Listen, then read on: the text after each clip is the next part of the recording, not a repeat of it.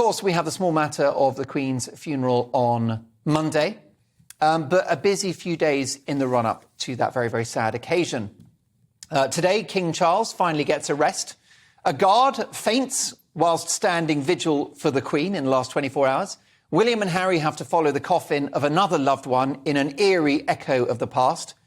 Plus, Britain's got a new Prime Minister and a new monarch. Just how will that relationship play out? To discuss all of this is the doyen of British royal reporting, Jennie Bond. Hi, Jennie. Hello there. Hi. Jennie, great to have you on the programme. King Charles III finally gets a rest of sorts. Well, he needed a day, didn't he? A day to gather his thoughts and to gather his feelings. I mean, the pace has been brutal. Obviously, being a royal correspondent, as I have for 30 years, I've known the blueprint of the arrangements for the Queen's funeral for a long time. What I didn't know, actually, is how it would impact on the new monarch, King Charles, and how he would be required to appear here, there and everywhere and fly up and down the country. Of course, no one had foreseen that the Queen would die at Balmoral, but it has been a bruising few days for him, but in which I think he has shown that he is intent on being very approachable, shaking hands, being allowed himself to be kissed or whatever in the crowds, moments of bad humour, bad temper, who wouldn't, quite frankly, but essentially he has been carrying out this, as he says, this heavy task of the duty that's been laid on him, being monarch, I think with great aplomb. Yes, and we are enjoying live pictures of those standing in honour of Queen Elizabeth, late Queen Elizabeth II, and it's obviously very moving images. Of course, occasionally these guards run into trouble. The blood sugar level drops and they faint, which happened yesterday.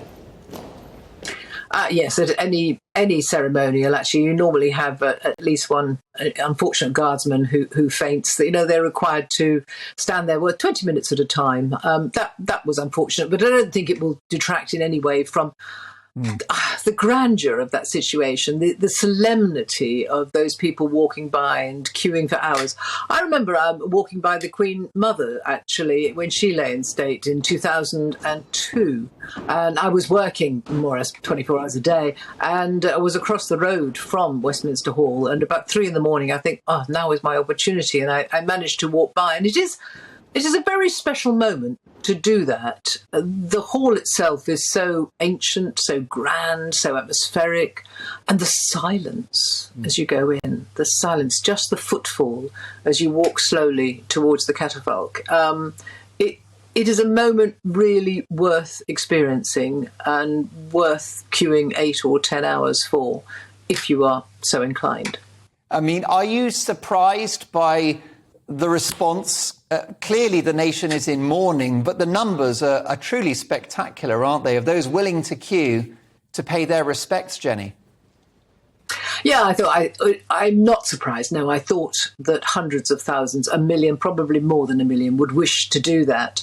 At the Queen Mother's funeral, the same applied. She was lying in state for 3 days, and it was the hall was meant to be closed at night, but in fact they had to keep it open, and they had to bring in all sorts of volunteers to bring hot drinks and food around because of the numbers of people that wanted to walk by. It's part of being there at a moment of historic significance, and if you cared about the Queen or the Queen Mother, but particularly the monarch, just that instant when you can feel you have a second or two for you and her, which is incredibly special and will be seared on your memory, I think, for life.